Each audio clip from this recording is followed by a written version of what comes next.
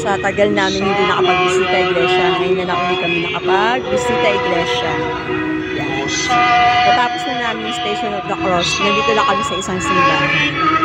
So, yan. Konti pa lang yung tao, mamaya pa siguro dadagsa. Ito nga isa sa mga dinadayo dito sa poblasyon Makati. Yung malalaki repulto na tinatayo nila tuwing Semana Santa.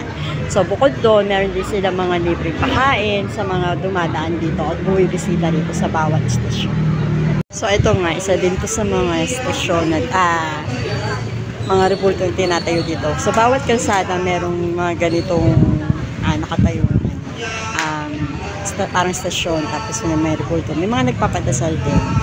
So yun, first time ko dito dumaan sa poblasyon Makati. So ganito pala dito yung gawain nila tuwing Semana Santa. Dito na kami sa pang-apat ba? No, so bawat kalsada, meron talaga silang nakatayong ganito. So malalaki yung mga repulto nila. So ito yung kanilang paraan ng pag sa Semana Santa. So yun.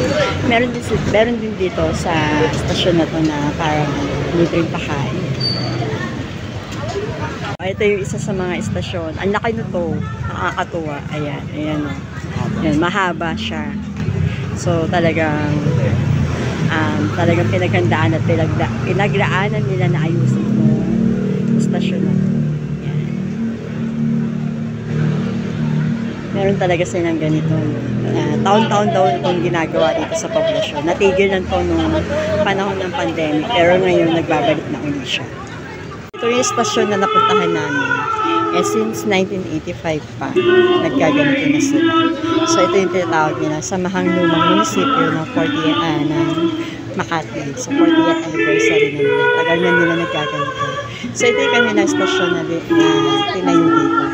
So ang ganda, meron pa silang pa-video kung saan ipinapakita ang mga sakripisyong ginawa ni Jesus.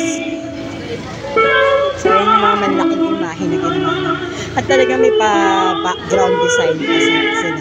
So talagang pinaghahandaan nila yung pag-aayos ng mga ito. Ayan, ito naman yung isa pang istasyon na nandito sa poblasyon. So ito yung design na ginawa nila.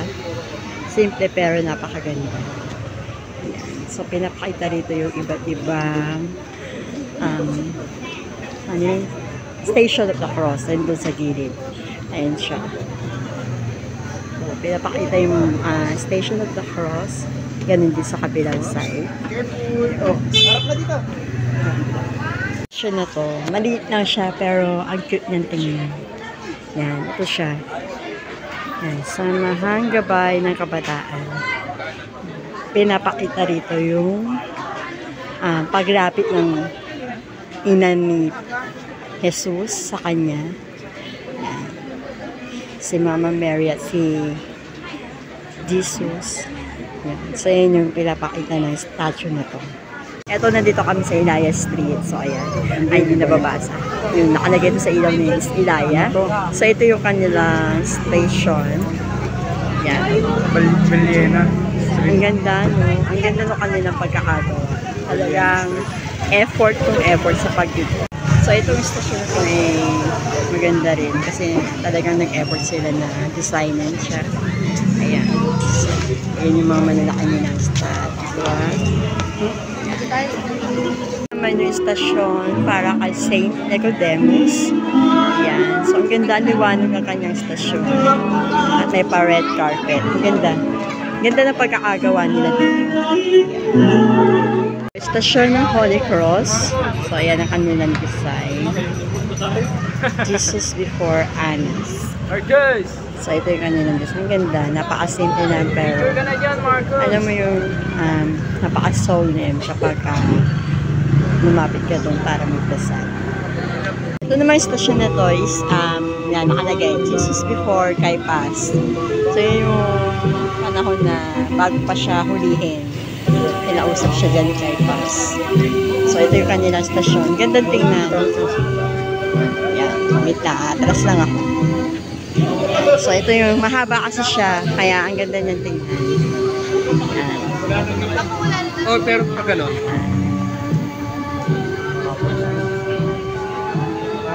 So, ang ganda ng design nila. So, talagang pinaghahandaan nila Yung ganitong mga stasyon. Isang stasyon. Yan. So, ang ganda niya. Yung sa Nazareno. Inaya Heights. So, isa rin po sa mga istasyon na tinayo nila dito sa poblasyon. Istasyon na pupuntahan namin. So, ito yung pagkikita ni Maria at ni Jesus. So, yun yung Nazareno.